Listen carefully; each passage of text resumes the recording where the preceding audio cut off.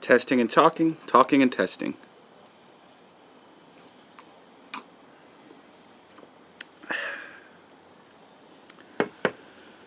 Today, the concept on my mind is haircut composition. I suppose would be the easiest way to just define it into a short couple words. And what I mean is looking at the greater picture of not just the haircut itself, but what the haircut means to the world around it and the sort of context of the haircut.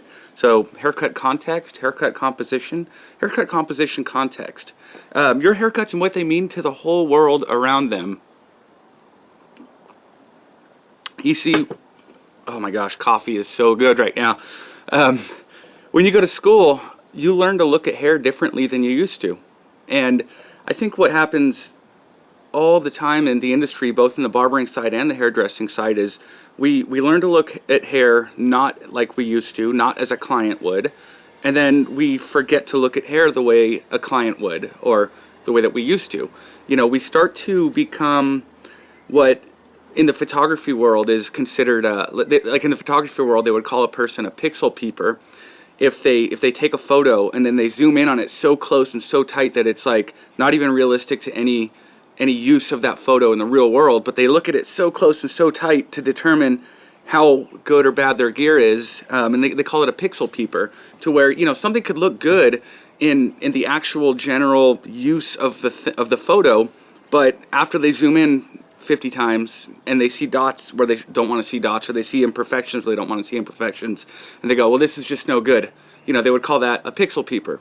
And so I think in hair we have sort of pixel peepers. You know, for barbers, they'll ignore the entirety of the haircut. They'll ignore the entirety of what the haircut means to the culture around it. They'll ignore and I'm not saying all barbers, I'm saying this exists sometimes. They ignore what it's like for that client to live with that haircut the next day, what it says to the people around them, and in favor of looking at the fade. And then in the hairdressing world, I feel like their sort of version of pixel peeping is a little bit less based on the end result. I mean, sometimes you get these like Sassoon style bobs that are so perfect and so immaculate that nobody in real life even wants them, but it's like, you know, other hairdressers will come to you to get them. So yeah, they have that in the hairdressing world where things have to be so perfect and so exact that sometimes it just goes way beyond the actual desires of the consumer, the client. But I would say in the hairdressing world, you see it a lot more in the approach to how the haircut is done. You know, to them, pixel peeping is how small are your sections? How small are your scissors?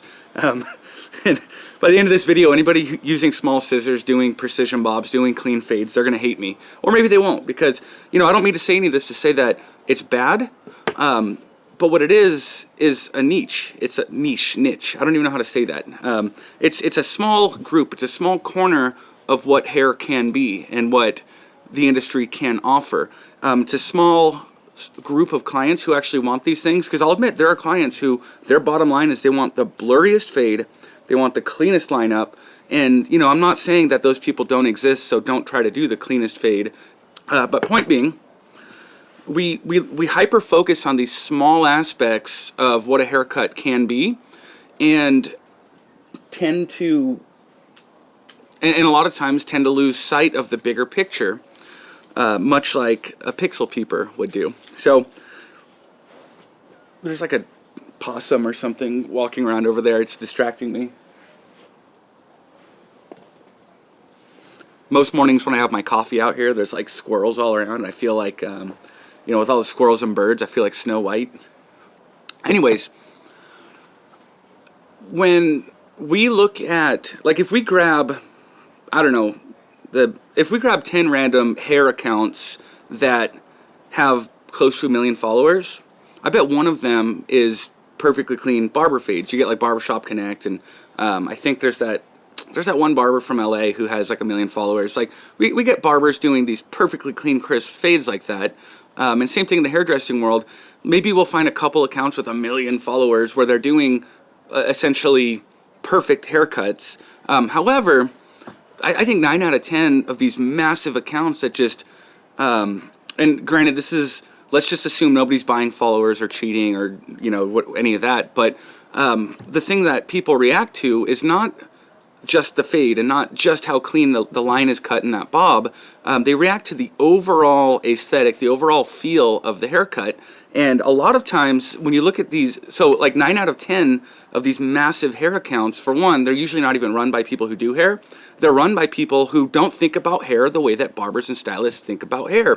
And I think that's a problem in our industry, is that we think about hair only the way that we know how to think about hair. We judge the fade, we judge how clean the lines are, and then here it takes some guy from the outside who doesn't have the same eyes that we have to make 9 out of 10 massive hair accounts by posting stuff that is actually pretty technically imperfect, that actually, you know, the average barber or stylist would look at and say, oh, well, that's not even a very good haircut. Why does it have 20,000 likes?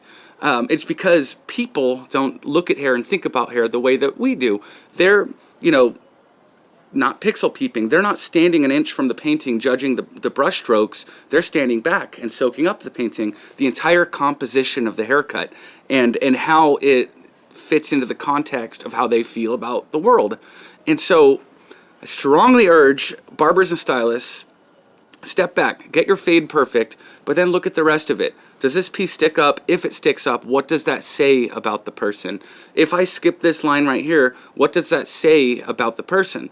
And, you know, whether or not it's a lie about the person, you know, whether they're, you know, they might be like the neatest, cleanest, most uptight client ever who wants everything perfect. Sometimes a clean line says that about somebody and it's not true for them. You know, I would say over the years, I started to develop a pretty big influx of clients who had always gone to barbershops and got the hyper-focused, perfect clean fade and lineup, and then they started coming to me and up front said, I know you're not going to fade as good as my barber, but that's why I wanted to come to you. Every time I go there, all I can get is a perfectly clean fade and a lineup, and he doesn't know how to do anything else.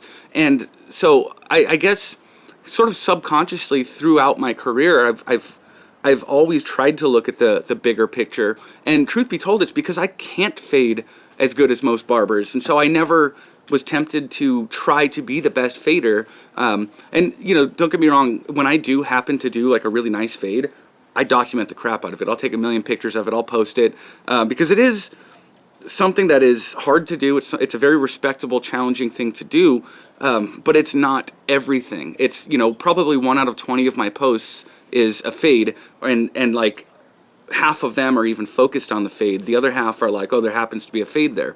But that's the mindset that I think, and I'm not saying, hey, if you are hyper-focused on fades and lines and things, if you are into that and it's working for you, freaking turn the video off. You got this. But if you want to have that more and that bigger, step back and look at the rest of the haircut.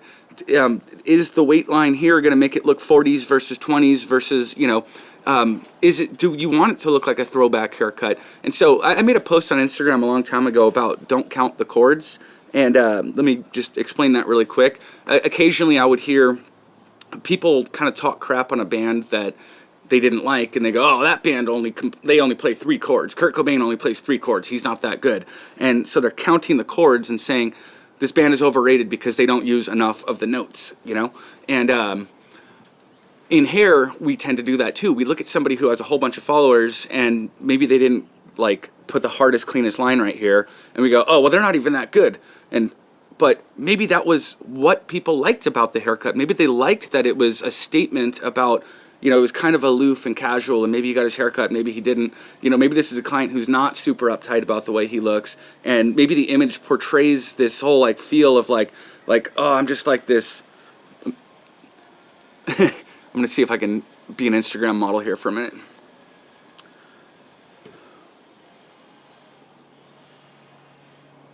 Right? And so when the whole vibe is, you know, popped collar on a peak coat and it's messy and they're in a snowstorm drinking their coffee and they got their furrowed brow, they don't need a clean, sharp line because it doesn't play into that story. And hairstylists and barbers sometimes miss the whole story, and they're focused on that line that isn't the way that they think it should have been because it's not the way that they learned that it should be in school. So step back and look at the bigger picture. Think about what the haircut says. So you can take, like, if your whole world is clean fades right now and clean lineups, and your whole world is perfect sectioning to try to get that bob done, if that's your whole world, what you can do is grow it and have this stuff be your world too.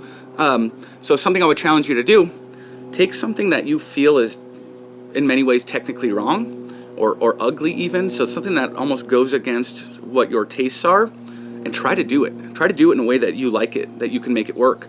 And like really, you know, it's almost like if you got strong arms and you hate leg day, you got to start doing leg day. You know what I mean? So if you're really, really good at the fades and the lineups, get a client in who, you know, a good client who trusts you, who will let you experiment and do things, or a friend, and try to do something with a soft lineup. If you're a master at the hard lineups, just for the fun of it, try to do something with like a soft lineup. Like any celebrity you look at has soft lines. And again, these giant, massive hair pages that are run by people who don't even do hair. If you scroll through, like there'll be some hard lines, but there'll be a lot of not hard lines. So, you know, there's this whole other world outside of perfectly clean straight lines. And I urge you, if you're not doing it, and if you don't see the value in it, just like try it. Just try it. See if you can do it in a way that'll make you like it. And that's like a huge, epic, fun challenge. Like I've done that with mullets. Like I used to just think mullets were gross, especially like I think it was like 2007, 2008 when they were like super scenester to have like a weird trashy little mullet, kind of like 80s club clove cigarette, and I just thought it was nerdy or whatever. But these days, it's actually one of my favorite haircuts to do, because when a client came in and said, yo, I want a mullet, I was like, I'm going to challenge myself to do this in a way that I like it. And it helped me to grow. It helped me to get past this worldview that mullets don't have value. And so now I'm like, you know what? A mullet can have value. And my world got bigger. My world in hair got bigger. And I started to look more at the overall composition and the context of the haircut. It's like helped me to not just be stuck in a box where all I'm focused. It's like for 5 years there, I pretty much did 9 out of 10 haircuts were fades. But now I'm able to, by listening to that weird little voice that says, I think Han Solo has cool hair hanging over the ears, and then recommending it to clients and being able to do it a little bit more, I've been able to stop hyper-focusing on just doing fades. I hope this has been helpful. Please share and like and all that fun stuff that YouTubers are supposed to say at the end of a video. Thanks again.